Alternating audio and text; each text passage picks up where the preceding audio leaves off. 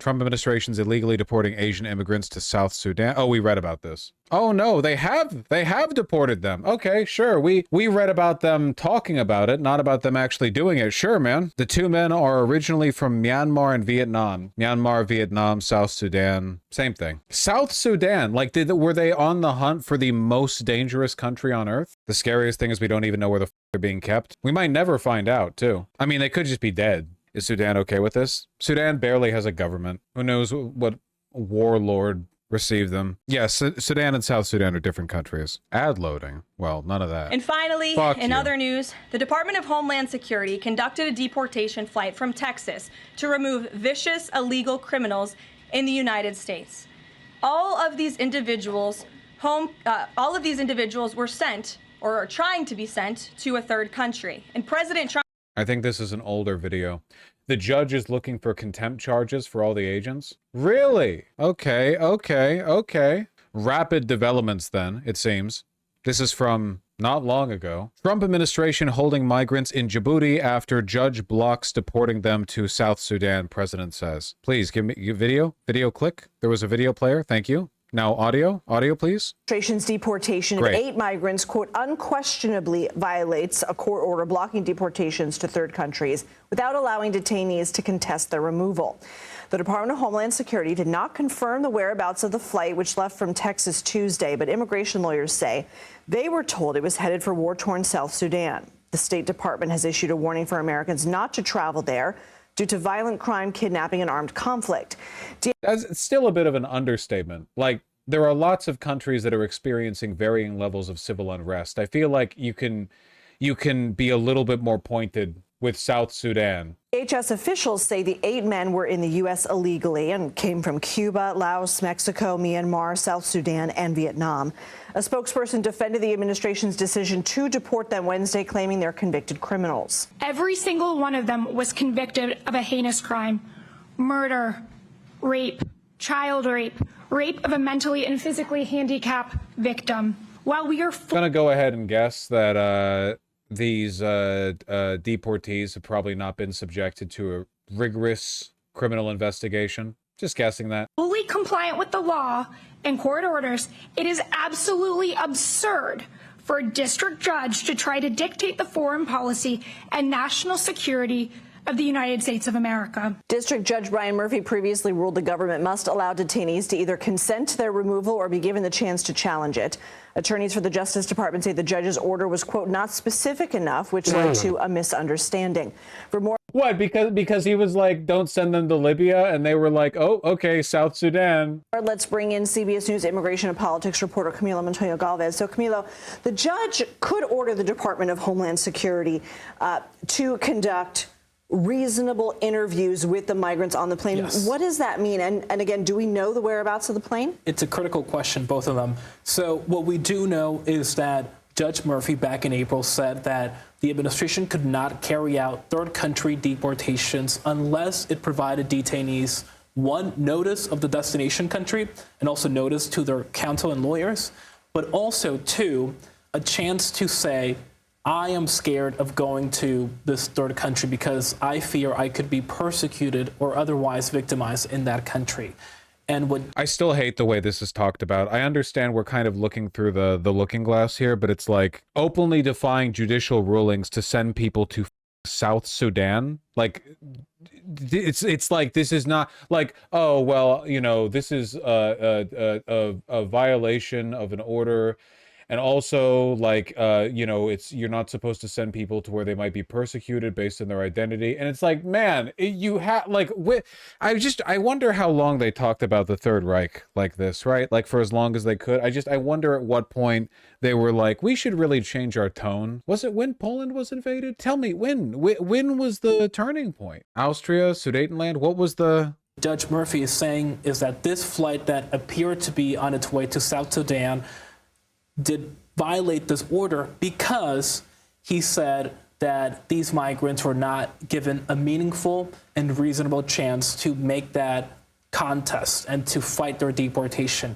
He said the migrants were put on this plane just 24 hours after being notified that they faced deportation to South Sudan and that they were never screened by asylum officers for any type of concern of being persecuted there. And now he suggested in this hearing today that he could very well order the administration to interview these migrants, maybe overseas. Again, like it's the proceduralism that gets me. It's like, well, okay, the paperwork wasn't properly filed, therefore, like, you know, a judge has ordered like an inspection of the conditions at Auschwitz-Birkenau. It's like, no, the tone isn't right. Jesus Christ! You said the judge is looking to hold them in contempt. The judge ordered ICE to tell everyone involved they may face criminal contempt. Is this going to be the first judge that's arrested for a ruling? We've had one judicial arrest so far for the crime of, like, there was an immigrant there who like went out the wrong door or something, but it wasn't technically for a ruling. Will this be the first judge that is arrested for a ruling? The stern remarks by the judge, Brian E. Murphy, came at a hastily called hearing in federal district court in Boston, where immigration lawyers said at least 2 migrants had been told they were going to be deported to the violence-plagued country in Africa. After a break in the proceedings to gather information, a lawyer for the Justice Department, Elianis N. Perez, said that one of the migrants, who is Burmese, was returned to Myanmar, not South Sudan. But she declined to say where the second migrant, a Vietnamese man, was deported, saying it was classified information. That means South Sudan. Judge Murphy asked what authority the government was using to classify the location of the deportation flight. I don't have the answer to that, she responded. Okay, so it's obviously not actually classified. They just don't want to admit. The judge warned that officials involved in the deportations who were aware of his order, including potentially the pilots of the plane, could face criminal sanctions.